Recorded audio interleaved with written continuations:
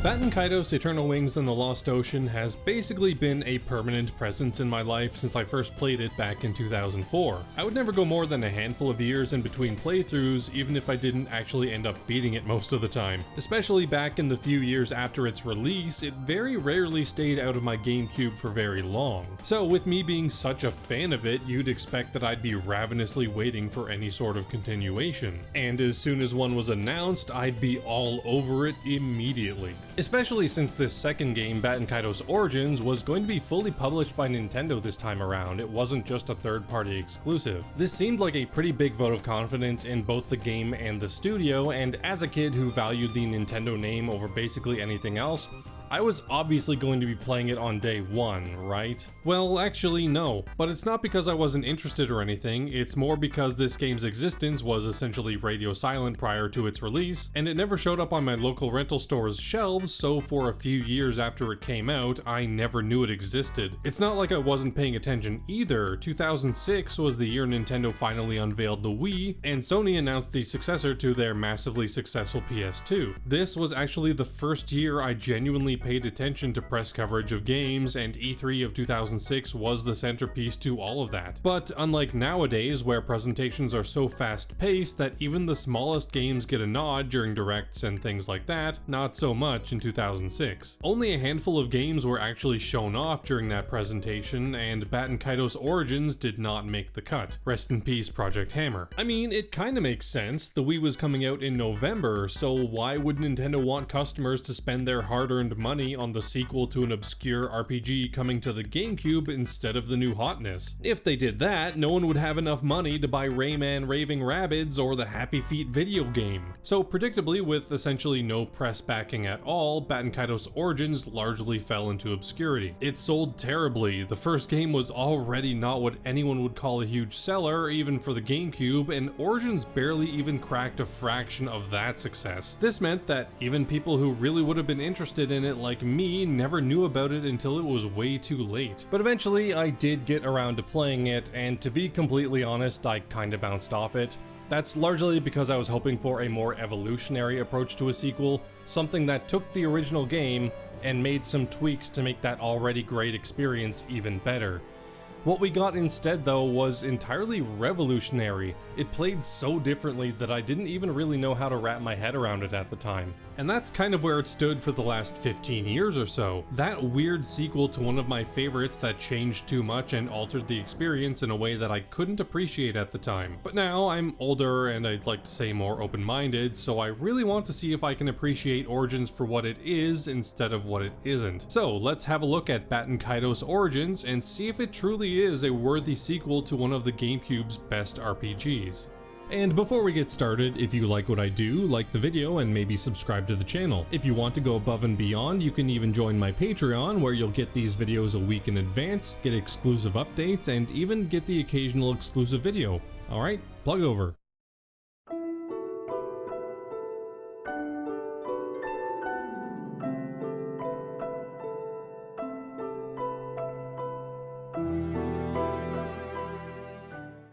So the game starts out with a scene depicting a war of some kind, but we'll have to see if that's important later, as our protagonist, Sagi, wakes up, revealing that it was all seemingly just a dream. He obviously wonders what the dream means, but unfortunately we don't have time to think about it. Sagi is a member of the Imperial Dark Service, the personal guard of Lord Baelheit, one of the Kingdom of Alfard's highest nobles, and they've been given a very sinister mission. They're used to doing dirty work. You probably don't end up in something called the Dark Service without that sort of expectation. But I doubt that many of its members were expecting this. Their mission tonight is to assassinate the current emperor. Sagi, for some reason, seems really excited to do this, and after a few scuffles, starts to prepare for the mission. That involves retrieving his robotic weapon called a paramachina, or something that looks very similar to one, Gilo. We'll have to go into what Gilo is much later, but for now, just know that he's Sagi's partner. With their preparation for the mission complete, they head off to the emperor's mansion. But before they're able to to do the deed, they enter the Emperor's quarters and find that someone else has seemingly already killed him.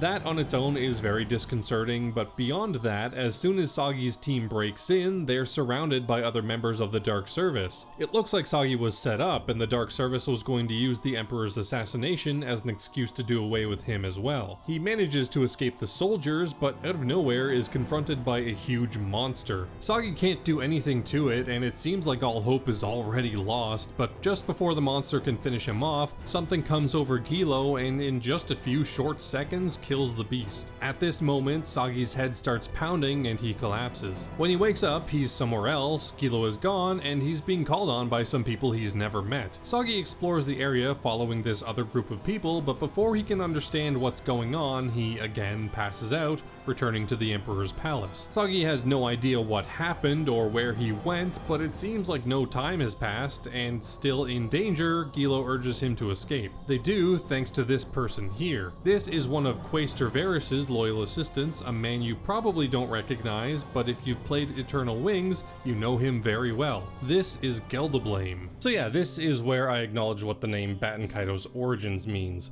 While it is called Baten Kaitos 2 in Japan, it's actually a direct prequel to the events of the first game, taking place about 30 years prior, so we should be expecting to see some more familiar faces along the way. Anyways, Geldablame gives Sagi and Gilo an escape route and tells them that once the heat has died down to go and see his boss, Quaestor Varys, as he can probably help them clear their names. Sagi quickly disregards Geldablame's advice and tries to make his way to a ship to get off the continent, but is immediately surrounded, an outcome no one could have ever seen coming. It's here where we get our third and final party member, as a girl named Milliard, or just Millie, jumps in out of nowhere and helps Sagi break through the guards, since she apparently can't stand by while weaklings are being abused.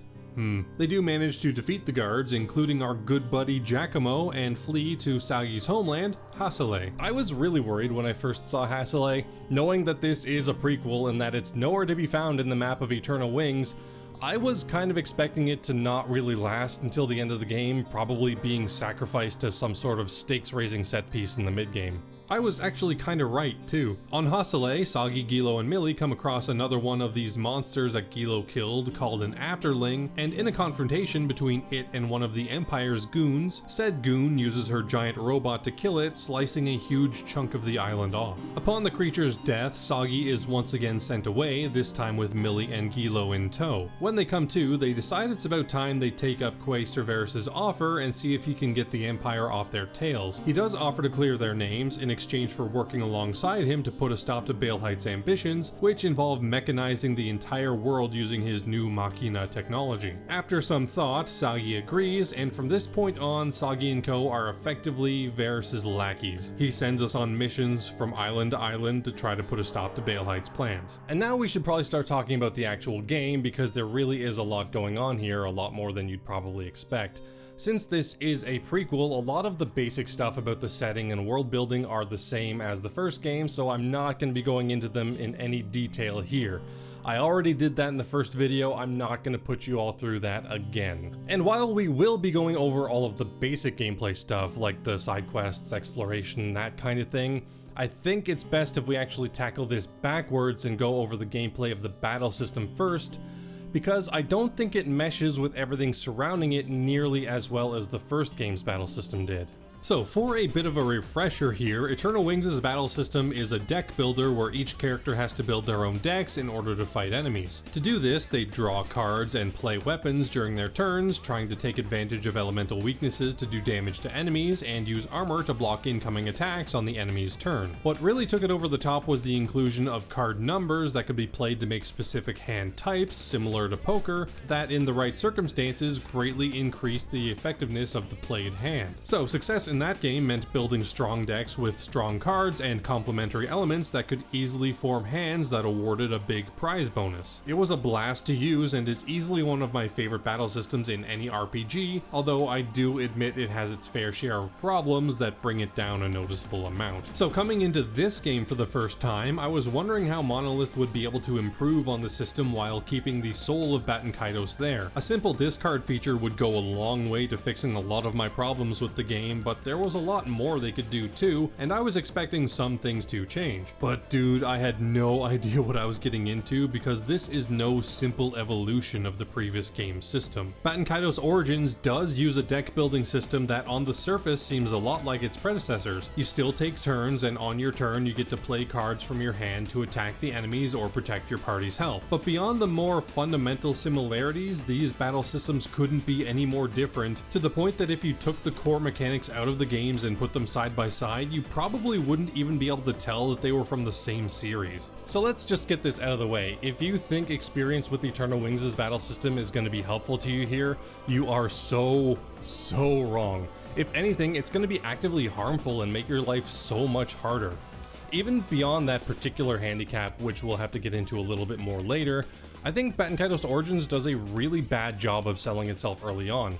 In fact, I think it makes one of the worst first impressions I've ever seen in an RPG battle system. Right off the bat, the battles are significantly different from its predecessors. Gone are the poker hands and strategy around element choices, that sort of thing, and in its place is a seemingly simple ascending card order system. All basic attacks are now done through basic attack cards, funnily enough. They each have a number ranging from 1 to 3, equating to light, medium, and heavy, and you have to play them in ascending order. Like, if you play a medium attack, you can follow it up with a heavy attack, but you won't be able to play a light that turn, and this feels really limiting at the start, since while you can discard to swap stuff out now, the amount of cards you can discard at the start and your hand size in general is very small. Armor and weapons only really add to that feeling early on. With the introduction of basic attacks, weapons and armor have been entirely reworked. They act as equipment now. You can only equip one at a time and only before doing attacks, as they're numbered 0. So if you play a card or two and then a weapon shows up, it just sits there until next turn. Other cards like healing items are even more restrictive. They aren't numbered at all, so their use is special. You can typically only use one of them at the start of your turn, like weapons and armor, but using them ends your turn. There are still end of hand special attacks, but they work differently from the first game as well. Instead of simply requiring a minimum card combo, they can now be played basically whenever, as long as they follow the same ascending card order, but instead require mana to use. Special attack numbers range from 4 to 7, and the higher the number, the more mana they require. 4 is 1, 5 is 2, that sort of thing. You build up mana by using cards, and by the mid-game, this is really intuitive and fun to play with, but until the party is full, building up mana for even a single special attack is excruciating. What makes it even slower at the start is the fact that the game technically uses an ATB, or active time battle system, for its turns, and it's really important to understand how that works as soon as possible. In most games with a similar system, the amount of cooldown after a turn is determined by the character's speed. Slower characters move more slowly and faster ones more quickly. Simple, makes sense. A lot of the battle strategy would revolve around knowing how long each character is going to be waiting for, but that's very difficult to parse out in Origins because the cooldown time is not set in stone. How long your character waits for each turn is mostly determined by the amount and type of cards they play. Playing 1 or 2 basic cards will give them a very small cooldown, allowing them to move again more quickly, and conversely, playing a bunch of cards like full attacking combos with a weapon and special attacks will put them in a cooldown for a very long time. This is probably the worst aspect of the battle system at the start of the game because it seemingly punishes you for figuring it out and doing what it wants you to do. Add in all the other features to it and you get a system that seems really boring. The only character you have to use is Sagi, and since his card choices are so limited, every battle with him is such a slog because every turn feels the same. You play a weapon if you have it, then a 1, a 2, maybe a 3 if you get one. Every 3 or so turns you might be able to get a special attack, and of course your reward for being able to land a good hit is having to wait a long time in order to do anything else. So at this point you may be thinking that this seems like a pretty bad system. It's overly simplistic, full of all of these feel-bad mechanics, it's really slow, and it isn't rewarding to master. And you're right, it is all of those things, at least when it's only Sagi battling.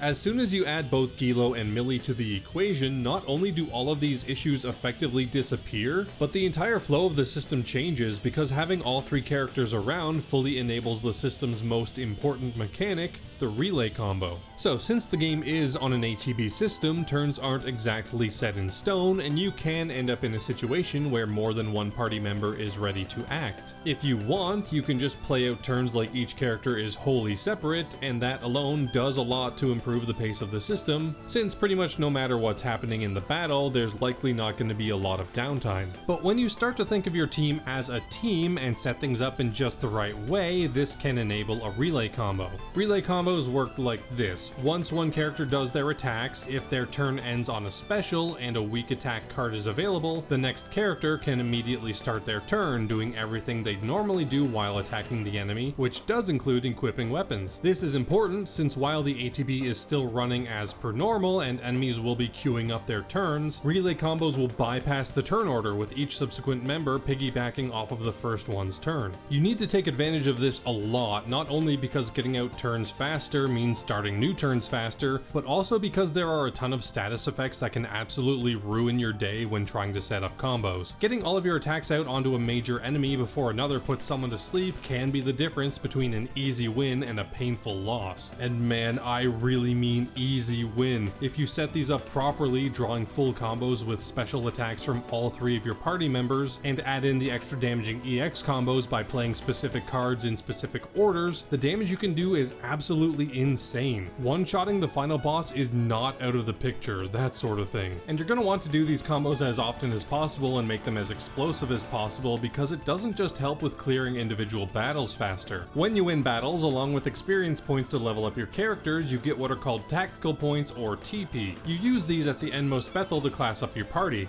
Classing up your party is super important since it increases the amount of discards you can make during your turns. The twist here is that just scraping by without doing anything extravagant won't get you a lot of points, but doing big combos will. While for people who are really experienced with the game and know exactly what to do, this is an amazing system since it lets them increase their card cycling ability really quickly, and that can snowball almost immediately. For people who aren't as skilled, it can be a big problem. If you don't have the cards you need to play and you can't get rid of them fast enough, you're just going to end up dead, especially since how this game's deck building is set up. You'll likely have a deck that is super non-optimal, which only makes things worse. The positive feedback loop that happens with experienced players can become a brick wall that others will just need to grind through, and that can even teach some bad deck building habits by making them throw everything at the wall to see what sticks. And that brings me to one of the biggest changes to Origins from Eternal Wings, the deck and how you build it. So you may have noticed in the footage here that all three characters are playing from the same hand, and that's because there aren't individual decks for each character anymore. You only have one deck to fully set up all three of your characters with. While in my opinion that ended up feeling really natural and fun to use, especially later on with the relay combos and the like, how you build an effective deck for this system is actually really unintuitive and goes against a lot of the game's signaling, especially if you've played the first game. Well, I guess it's about time I talked about the traps Origins lays for fans of Eternal Wings. The way it worked in the first game was you needed to build decks that were as big as possible to give you as many options as possible. You didn't want to have to shuffle your deck more than was absolutely necessary, since every time you did that, it was an entire turn gone, and if you ran out of cards just before an enemy attacked you, all you could do was just take the damage. On top of that, empty deck slots were filled up with pass cards that did nothing. Because of this, the general philosophy was to make sure your decks were filled up to the max and had a good balance of attacking Magnus, defending Magnus, and other items like status effect heal cards, regardless of whether or not the cards themselves were all that good,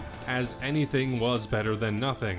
This will just get you killed in Origins. I don't think I've ever played a game that punishes knowledge of its predecessor more than this one, honestly. Let's just start with the deck sizes. Unlike Eternal Wings, where your deck sizes gradually increase as your characters class up, giving more options and fewer shuffling turns, the maximum deck sizes here are fixed at 60, and herein lies the trap. If you've played any trading card game like Magic the Gathering or Pokemon or anything like that, you'll probably know that these games will typically have limits on the sizes of their decks. More specifically, they'll have a minimum deck size. These rules exist because efficiency is the name of the game in any of these deck builders. You don't want to build your deck with any more cards than you need for it to function, since anything beyond that, even one extra card beyond the minimum required to work, is going to be a hindrance. So with a minimum deck size, there will always be be a sort of standardization where everyone needs to build around that number, not just go for the most optimal, most efficient decks. Baten Kaitos Origins doesn't have a minimum deck size. Yeah, you can handcraft your deck to be absolutely perfect, have everything you need to get past every enemy, beat every boss, and keep the team healthy with zero bloat. By doing this and abusing the discarding and shuffling mechanics where every discarded or used card is immediately shuffled back into the deck, you can pretty much guarantee that at the very worst, you may need to have a character pass their turn for a few seconds to let someone else go first, but you'll never be in a situation where you're never making progress or are simply helpless against a certain foe. They do try to balance it out a bit by giving you one less card in your hand for every 10 cards below the maximum, but that very rarely posed an issue since I was just discarding for what I wanted to find anyways.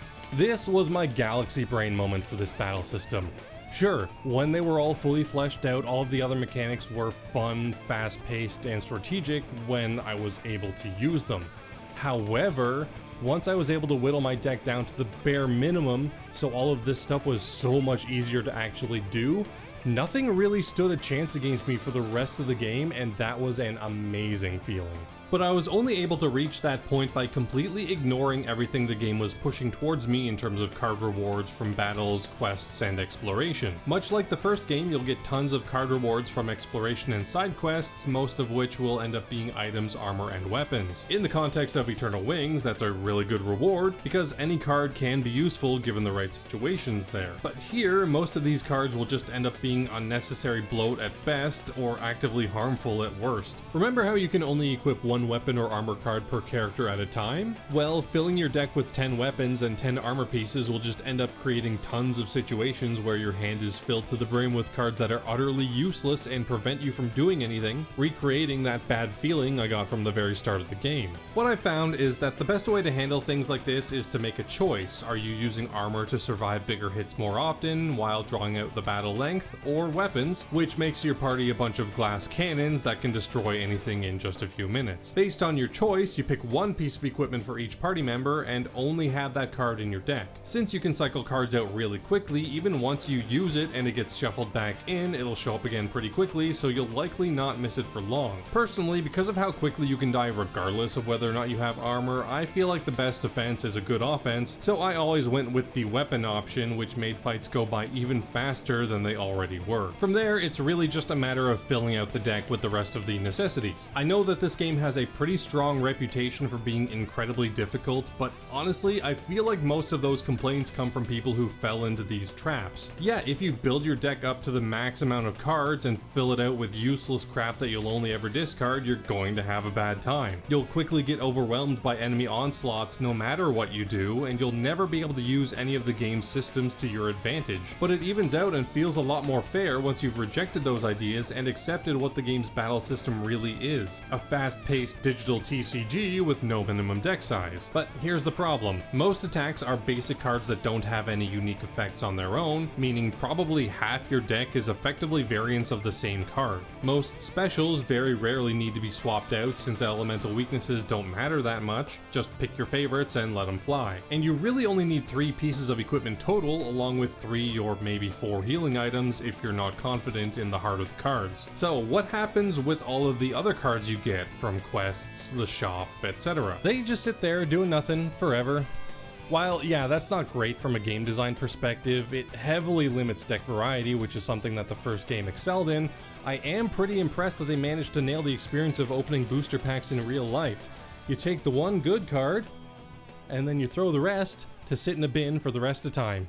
Now, you can build more than one deck for different uses, but outside of one battle near the end of the game, which is a forced solo soggy affair, I never found any use in that. I imagine the idea was to allow for different variants of a deck you like with different elements for certain bosses, but like I just said, elements are fairly inconsequential, mostly because you can't know what enemies are weak to until after you beat them anyways, whereas in Eternal Wings you could adjust your element use on the fly. Here, they only have one important use, which is forming EX combos. combos. The first game had a battle mechanic where you could fuse cards together to make new ones, and there were a bunch of recipes to discover for them. I felt like this was a really clunky, unfun mechanic that involved a ton of trial and error and made loads of wasted time trying to get them made. EX combos, on the other hand, are a lot more fun to figure out. There's about 100 total combos to perform, and they all require different attack types, attack strings, and elemental specials, which does make finding them naturally really cool, especially when you nail a powerful one for the first time. You do still have to find them, there's no move list or whatever that shows how to do one before discovering it, but since they're so much easier to come across naturally,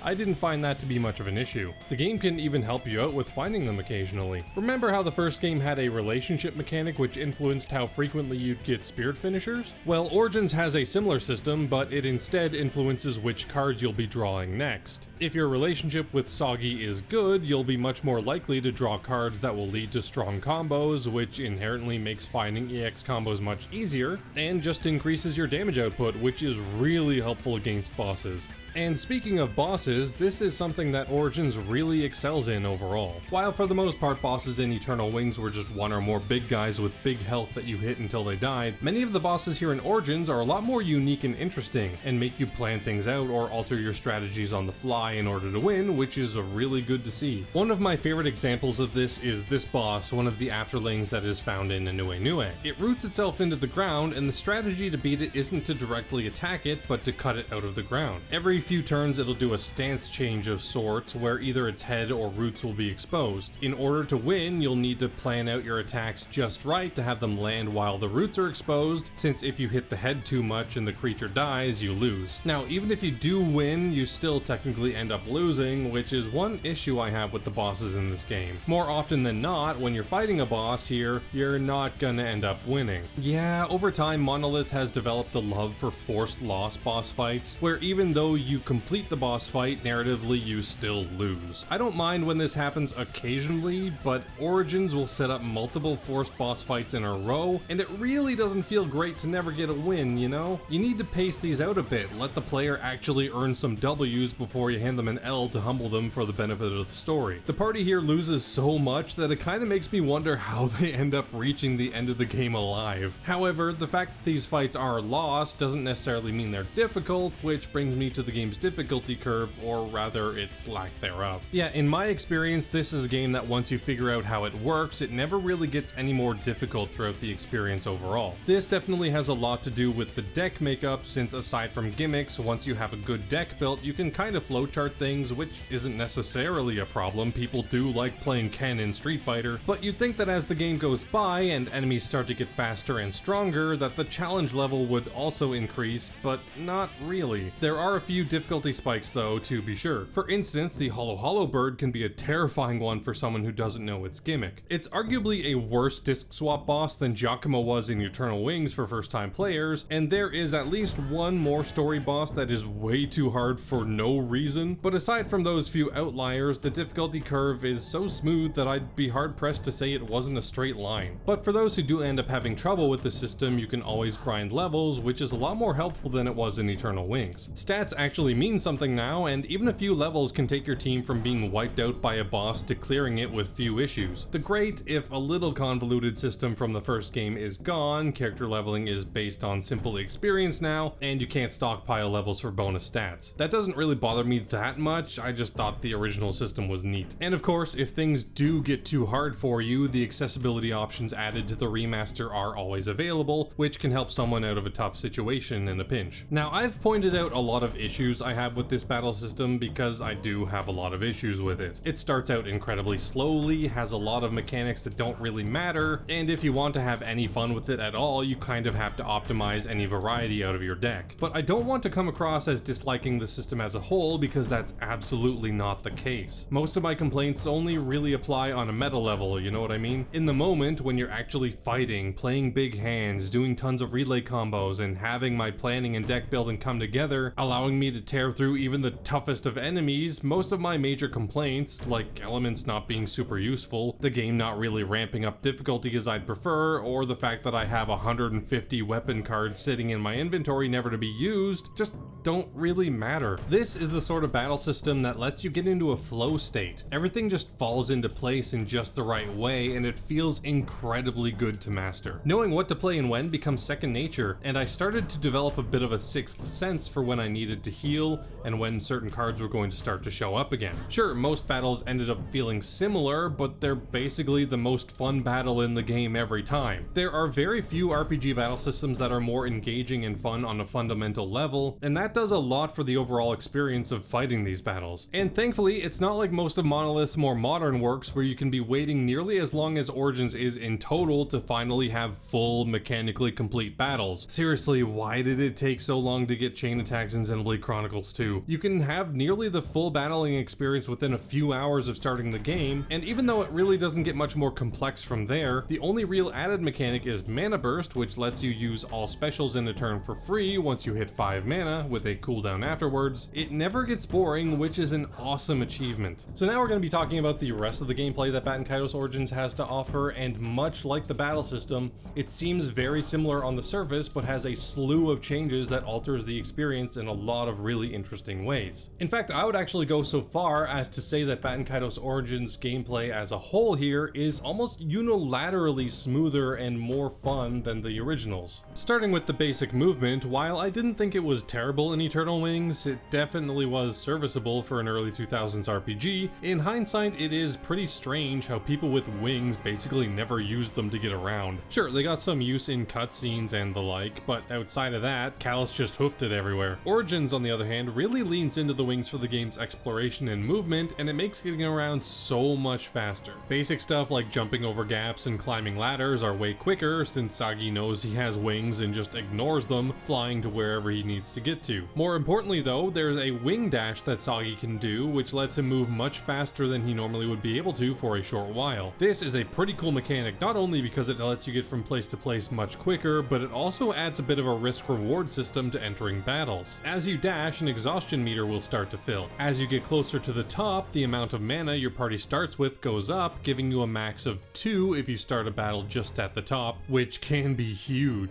But if you mess it up and do max it out, Sagi will run out of breath, and when entering battles, not only will mana be at 0, but the ATB gauge will be full, letting enemies go first instead of the party, which can be equally devastating. I really like this mechanic for battles, but I really wish it was unlimited in areas with no enemies. There have been more times than I can count where I've used the dash, misjudged the next area's loading zone, and just had to watch Sagi hobble around for a few seconds before changing screens. But despite my bad playing, the dash really helped out a lot when exploring and collecting items, which brings me to one of my biggest issues with the game, something that you may have already guessed: how exploration and finding Magnus is rarely worth the effort. So in Eternal Wings, exploring and collecting any Magnus you can find was always helpful, since it could very easily be something new to slot into a deck which would improve your party's effectiveness in battle. Finding new armor and weapons that beat out what I had was a great feeling, since it let me interact with the deck building mechanic more often and truly rewarded the time and effort I spent doing that exploration. That doesn't really happen much in Origins, at least with regular Magnus. Once your deck is built to spec, which will largely happen within the first 5 hours of the game or so, you'll only be looking for new specials or better variants of your healing items and equipment pieces. Most of the time, however, you'll be finding dozens upon dozens of cards that are absolutely useless, stuff that's on par with or worse than what you're already using, or are a type of card that will only take up space and make a good deck worse. It might have made sense for multiple decks if the cards used in one were unavailable in any others, but no. All decks have access to all cards, so getting multiples of any one weapon or armor piece is completely redundant. Yes, you can upgrade certain equipment pieces at shops, but that's very rarely worth the effort either. The thing is, I really don't see a way to fix this without entirely reworking the battle system, and the basic attack cards are ultimately the biggest pain point. It would have been a lot easier to fill the world with more useful and impactful cards if the majority of cards in any one deck weren't generic attack cards. Even just varying these up a bit, giving them elements or special effects like most weapons had in the first game, would have gone a long way to making all the other mechanics in the battle system worth engaging with. But if that happened, then there'd be no reason to have the basic attacking cards at all compared to the more unique cards, which would just snowball into a bunch of different changes and result in something completely different than what we've got here. And I'm not too fond of that idea, since I really do love what the battle system does in a vacuum. That being said, the game does kind of realize this and has made some changes to other mechanics to try to make exploration and Magnus finding a bit more important by completely overhauling the quest Magnus system. Eternal Wings' Quest Magnus was really frustrating to deal with for many reasons, but how limited their capacity is was a major factor, which was made worse by the fact that many quest items simply sat in your inventory for hours and hours and hours and did absolutely nothing. Both of those issues are completely gone here. You start out with 8 Quest Magnus, about as much as you ended up with in the first game, and your inventory triples to 24 by the end of the game. This is huge for so many reasons, but there's one particularly sneaky benefit. As you obtain Quest Magnus, you may notice your stats going up and down, and that's because certain Quest Magnus do actually affect your party's battle stats. There are some, like these lovely portraits of the team, that reduce their stats, but there are others, like this nice juicy apple, that increase them. You're going to want to have your Quest Magnus full pretty much all the time to try to take advantage of this as much as possible, but unfortunately it's not quite as easy as I'd like it to be. Yes, many of these Magnus will affect stats, but the game doesn't always tell you what card is doing what, making knowing what cards to stock up on a bit of a crapshoot unless you do some science to figure out each card's effect, and that really shouldn't be the player's job. Another thing that shouldn't be the player's job is writing down all of the details for every quest they start, and thankfully Origins handles this infinitely better than Eternal Wings does, since it actually has a quest log.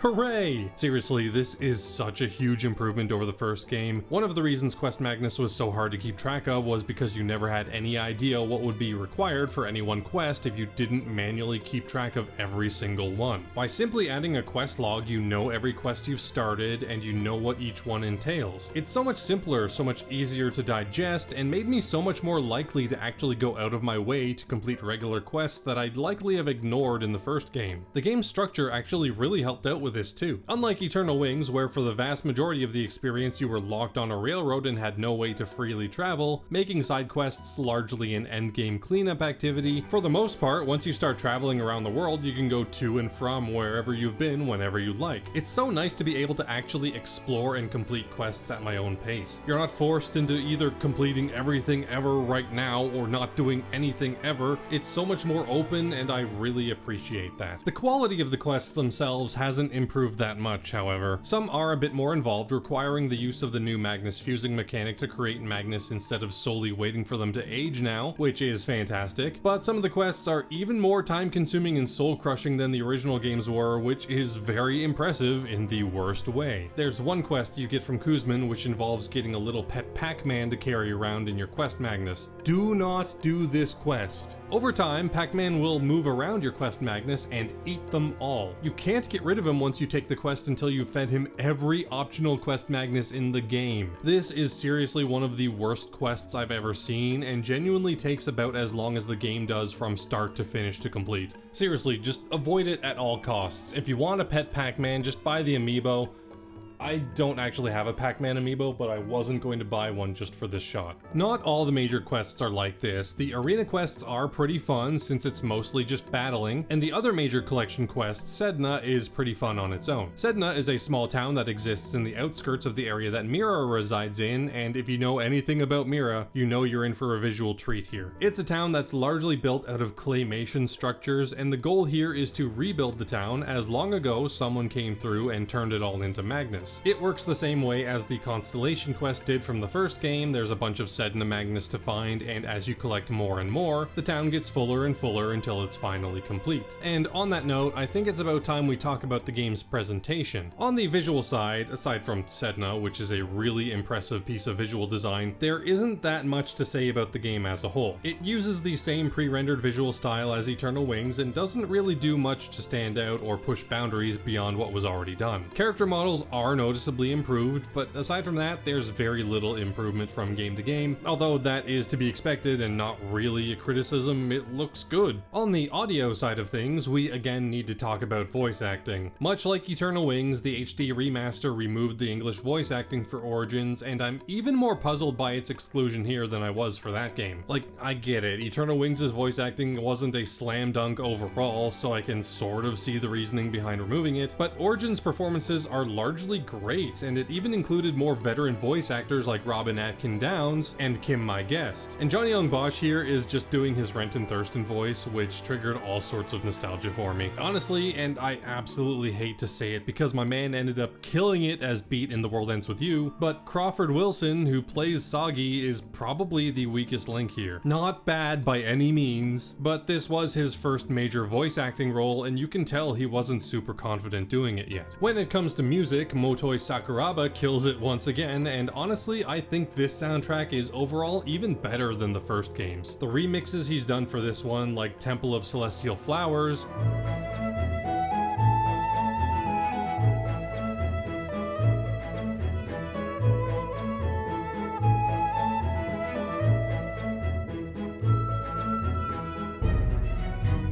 is gorgeous, and I like it a lot more than the original version, although that may be mostly due to the change from strings to woodwinds for the melody. Original tracks written for the game like, and I'm sorry to anyone Italian for my pronunciation here, Le Ali del Principio,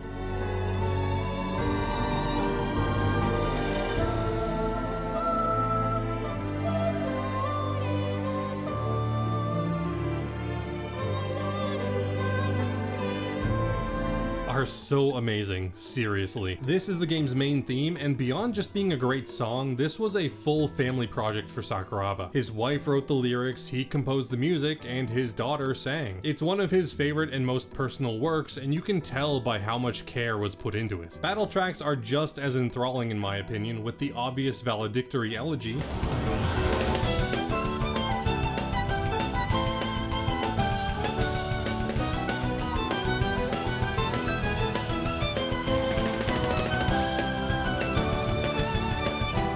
being not only my favorite song in the game, but easily nearing the top of my favorite battle tracks in all of gaming. On the other hand, while I do appreciate what he was going for with Chaotic Dance 2,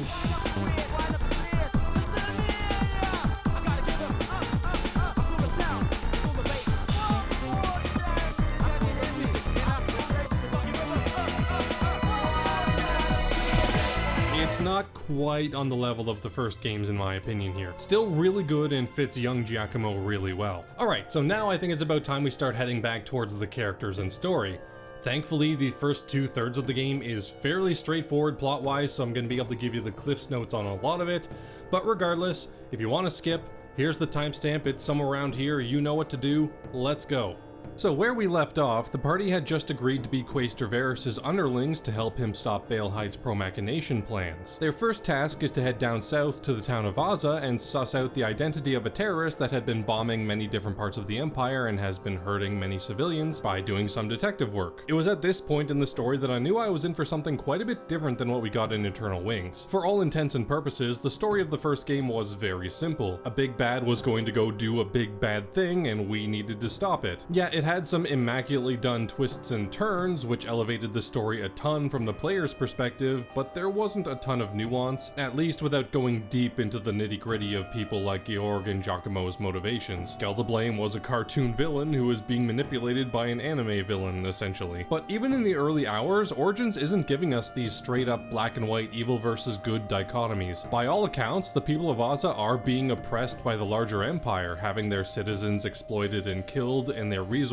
sapped away, with little of the reward going back to them. These are people who are hurting, have no voice, and no power to stand up against their oppressors, so it makes perfect sense that there would be some that would resort to indiscriminate attacks against the Empire. But on the other hand, the people hurt by these attacks don't necessarily have anything to do with those policies, and those acts of violence aren't even necessarily condoned by their own people. So that puts us in a weird position where we have to find and stop the person behind it, which could be seen as good by bringing a criminal to justice, but equally as bad by silencing the loudest voice of the oppressed. Origins doesn't shy away from these more intense themes, and I feel like it's much better off for it. In fact, the game's main themes as a whole are handled with a good deal of nuance. As you may have suspected, when the Afterlings are defeated, Sagi isn't actually transported anywhere. What's happening is that he's being shown visions of the ancient past, during the War of the Gods that was mentioned in the first game, which plays out as a parallel tale to the one we experienced experience in the present. While Sagi, Gilo, and Millie are fighting against Baelheit's ambitions to remove the influence of the heart by using promachination, cutting ties to the ancient gods and their influence, which he sees as a good thing, the story in the past is basically the opposite. Sagi is put into the body of a man named Marno, and he, alongside his 4 siblings, are desperately fighting against Wiseman, a man who is preaching promagnation, where a person abandons the entirety of the physical world by becoming their heart in totality and transforming themselves into Magnus. It's really well done how these two opposite outcomes can be seen as equally undesirable, while also showing that there are some benefits to both Baelheit and Wiseman's ideologies. These are people who truly believe what they're doing is right and will propel humanity to the next step in the progress of society, but are so blinded by their ambitions that they fail to see any reasons how they could be taking things too far. Baelheit in particular is a very compelling villain, as his motivations truly do come from a place of genuine concern for the future and a desire to make it better for everyone. As we learned in the first game, the reason the world is as it is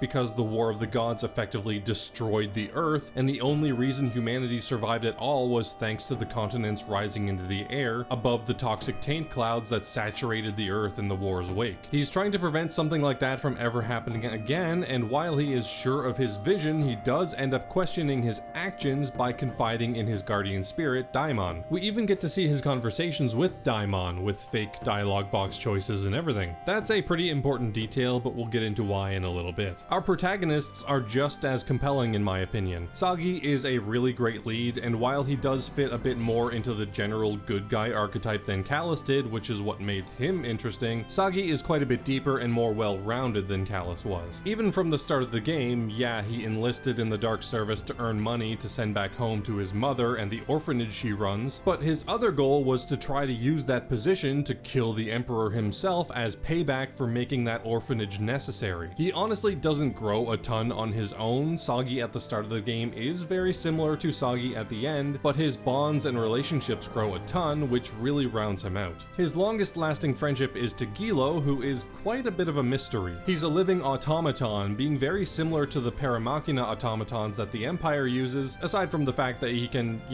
talk and stuff. He doesn't know much about his past. The first thing he remembers is waking up after Sagi found him, and since then he has dedicated his life to following and protecting Sagi. They have a pretty deep understanding of each other, and while Gilo doesn't always agree with Sagi's decisions, he always abides by them. Gilo spends most of his time throughout the game bickering with Millie, which amazingly never gets old for me. Their arguments are always a ton of fun to listen to. Speaking of which, Millie is probably one of my favorite characters in any RPG. While in many more ways than one, she's a bit of a proto-Fiora from Xenoblade Chronicles, Millie definitely stands on her own and is probably a more fun and interesting character than Fiora ended up being. She's confident, brash, a little bratty occasionally, but she has a good heart. She longs to see the world, as growing up she was largely very sheltered, ferried to and from the School of Magic with very little freedom. That's the reason she gives for joining up with Sagi and Gilo, to see the world for herself. Now, fairly predictably, she does end up falling in love with Sagi, who is fairly oblivious for the majority of the game, and some of my favorite moments of hers is when she gets jealous of other girls that interact with him. This moment in Inoue where she just anger stomps away is hilarious. I love it. On that note, let's start heading back towards the plot. So after finding out the person who'd been bombing Mintaka, they chase the culprit into Oz's lava caves, and the man transforms into another afterling. After beating it and having one of the past visions, Varys gives the team their next mission. For the next while, they'll just be heading from island to island to prevent Baelheit's promachination from getting started. On Diadem, they meet a young King Laocoon, Gibari, Anna, and Pololo III's father, which is a really cool thing to see as a fan of the first game. After killing another afterling, this time spawned from one of Diadem's soldiers, and getting their asses beat by a machina weapon, Sagi and co head to Sidal Sut. Here, the cycle repeats. They confront one of Baelheit's soldiers, who beats them down, and they kill another afterling. This was actually the first battle in my first playthrough that gave me a ton of trouble. There's a quest in Furkad that lets you take fatigue off of a bartender. You can take 3 from him, and each one drops your party's HP by 10%, and you can't get rid of it unless you already have the proper fusion magnus available. Maybe wait on that quest until after the boss. From there, they meet Queen Corellia on Inoue, who doesn't look any younger than she did in Eternal Wings, or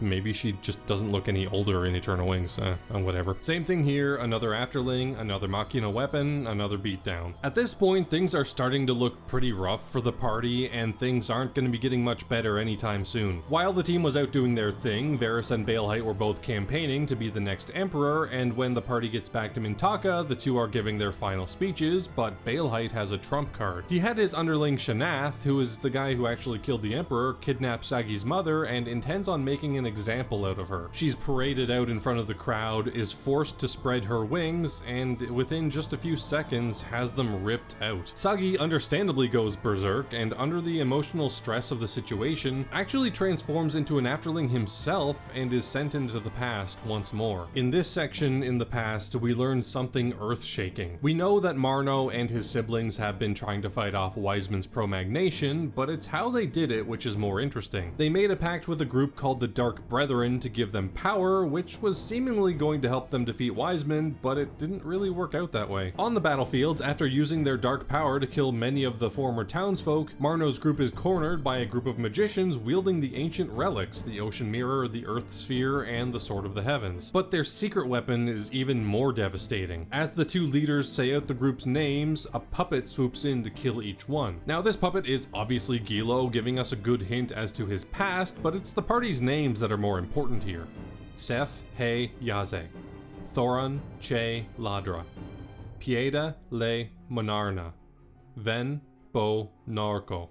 And finally Marno, who has the middle name R and the name the player gave to themselves. This is basically the game's big twist. The 5 members of the team trying to stop Wiseman not only fail in their quest, being stopped by the Children of the Earth, but thanks to the Dark Brethren's power, are consumed by that darkness and end up fusing together into the evil god Malpertio, each person becoming one of his fused body parts. They do hint at this earlier as the group call themselves Malpertio, after a hill in their hometown, but yeah, this cements it. More than that, it confirms one very disturbing thing. We, the player, aren't actually in this story. Sagi's guardian spirit is, in fact, one of Malpertio's severed limbs, Marno. Sagi isn't a real spiritor like Baelheit is, but is a maladeator, someone forcefully infused with a piece of Malpertio, much like all of the other people who had transformed into afterlings. When Sagi wakes up, being returned to his original form, he and Marno have to confront themselves about this truth and eventually decide to keep traveling together when Millie and Gilo rescue them. But there is one more elephant in the room to discuss. During the scene with Sagi's mother, Millie pleaded to Baelheit to have him stop by calling him father. But this conversation would have to wait as they need to escape wherever they're in. It's a huge base of some kind, unlike anything anyone had ever seen, really. In this area, they confront Shanath and defeat him pretty easily. We get another quick tie into the first game here as well, as the girl that Shanath is often seen with is name dropped as Savina. Not really sure how the timeline works on this one, but no well. Anyways, at this point we're basically at the end game cleanup, where we're given a bunch of different side quests to do before heading into the final stretch. I would really recommend doing all of these as they're super important for the game's ending. Millie's quest has you head to a new area, and upon clearing it she explains her relation to Baelheit. At the start of the game, Millie was actually sent to travel with Sagi by Baelheit to monitor him and see if he was a real spiritor or not. But over the course of their travels, Millie's priorities changed and she began to see that her father's ambitions were wrong, and that Sagi's goals, along with stopping Baelheit, are what she truly wanted. Sagi and Millie share an emotional moment together after this confession, and they reaffirm their trust in each other. Gilo's quest has the team traveling down to Dur to learn more about his past. This is another fun little section where we get to see the 2 villages from the first game and see how some of the important characters were doing. Camro isn't the great Camro yet, and Crumley isn't even that much of a goof. Anyways, upon meeting the old great Camro, they're escorted to a room where an old puppet lies and are transported into the puppet's memories. In this section, we basically learn what makes Gilo Gilo. The 2 magicians that were controlling it effectively imprinted their life force onto him, a strong will and determination to kill Malpertio, which grew over time and became conscious and sentient. This explains why he would go berserk on the afterlings, as they are parts of Malpertio, and even explains why Gilo has the layered voice acting as well. His voice is a combination of the 2 magicians' voices. After these quests are out of the way, there's only a few things left to do. Head to each of the islands and use our new power to take down the Machina Arma at last, and finish what Malpertio started by heading to the past and taking out Wiseman. This in particular is super important, as you won't be able to get the game's true ending without taking him out. And with that, let's end this thing. So the huge place that Sagi was locked in is actually an enormous fortress that Baelheit was building named Tarazed, and upon deciding to infiltrate it, a wrench is thrown into the equation. Tarazed is actually a flying fortress that is intended intended to act as its own separate continent, superseding Alphard as the Empire's homeland. The party does end up infiltrating it, which goes a lot more smoothly than expected, as they were able to sneak in rather undetected thanks to the vast numbers of other people immigrating to what is expected to be their new home. Tyrazed's core is the final dungeon, and as a final dungeon, it really isn't that great. It's filled to the brim with rooms that all look identical, and the dungeon uses this to try to disorient you, make you feel like you're going through this huge fortress, but in reality it just ends up being tedious and frustrating. In order to get to Baelheit, the party needs to thin out his guards, which they do by freeing captured afterlings in 4 different points of the fortress. Eventually, they reach and confront Baelheit, and we get another twist. The team tries to convince Baelheit that Machina isn't the only thing that's important, and the heart is equally, if not more important. Baelheit counters this by shooting his daughter.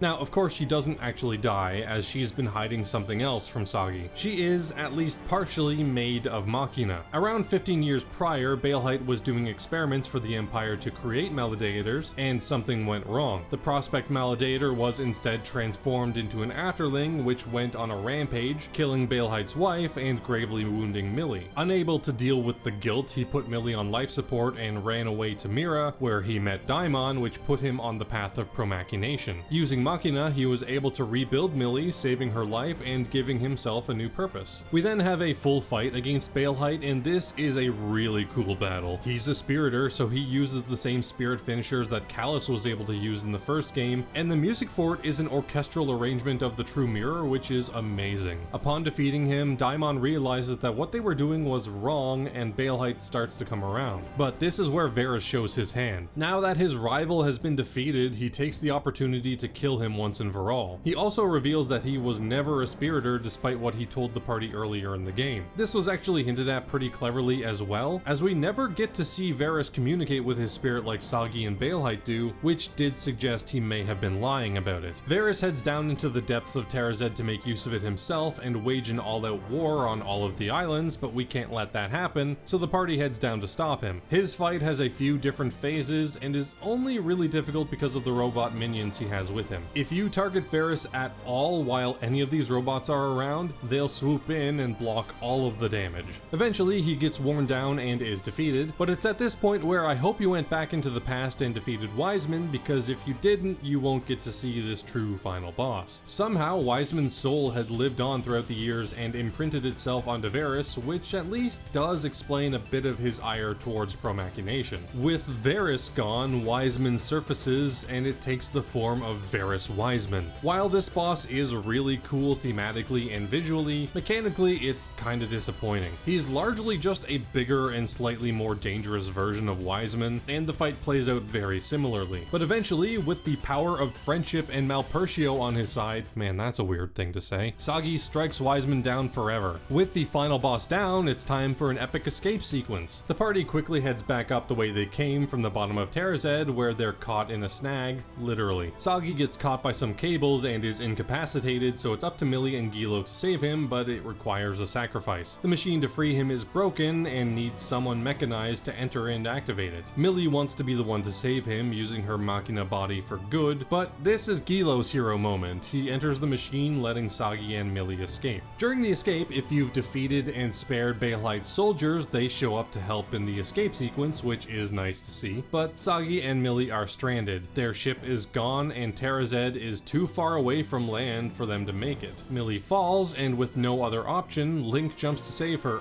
Sagi jumps to save her. But of course, they are rescued as one of Baelheit's soldiers, Valara, convinces the ship's captain to return and save them. After the dust has settled, Sagi and Millie decide that they're going to live together far away from everything that they just have to deal with in the City of Illusion, Mira. Just as they're about to leave, all the friends they made throughout the adventure come to say goodbye to them, which includes Lolo, the girl that Millie was jealous of earlier in the game. She's a genius mechanic, and through the power of magic science, she says that she can give Millie a proper non-machina body, which is nice and convenient. A plot point they will definitely not reuse in a later game. And with that, they head off to Mira and the game ends.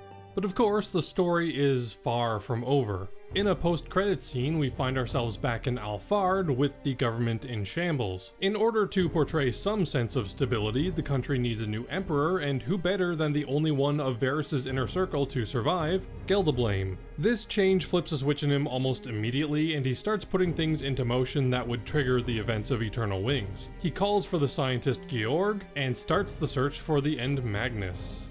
Man, what a ride. I am so happy I was able to give this game the chance it deserved, because it did not disappoint. Honestly, I even think that it's probably a better experience than Eternal Wings was in almost every way, and I already adored that first game. On a narrative level, the characters are more fun and well written, the plot takes more risks, dives into deeper and more serious subjects, and is far more engaging from start to finish. The presentation is also even better than the first game. Sure, the visuals weren't a huge leap forward, but the better voice acting and even better musical score do a ton to keep me more engaged. On the gameplay side of things, quality of life improvements are the name of the game here. It handles quests better, is much more open, and it lets you explore so much easier and more conveniently. It does have its negatives.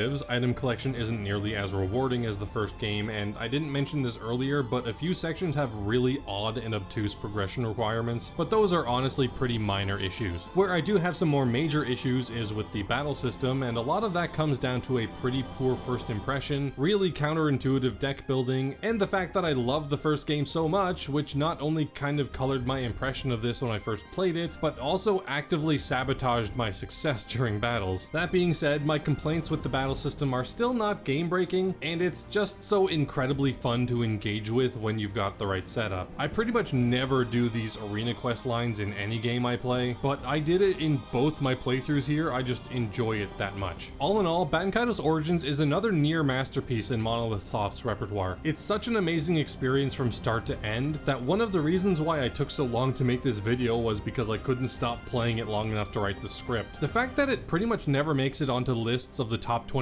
best Gamecube games is an absolute travesty, and I blame Nintendo for sending it out to die, meaning only the most dedicated of RPG fans even ever played it. Now, of the two games, I will say that I do overall prefer Eternal Wings than The Lost Ocean. While Origins is better in almost every way, the first game's battle system is one of my favorites of all time, and that's enough to barely push it up over the top. Regardless, I love this series, and I hope that with the remasters that came out last year, even more people will end up giving it a shot. I don't really think there's much likelihood in us getting a third game, but hey, with how much weight Monolith holds at Nintendo nowadays, if the studio wanted to try one in between Xenoblade games, they may be able to. On that note, I will not be talking about the Xenoblade games anytime soon. Trust me, they are on my list, but I really don't have 500 hours to go diving into an RPG series right now.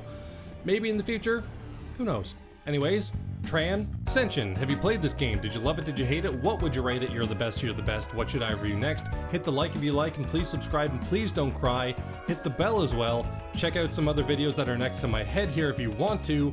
Anyways, Scion Vise, Baten Kaitos, forever.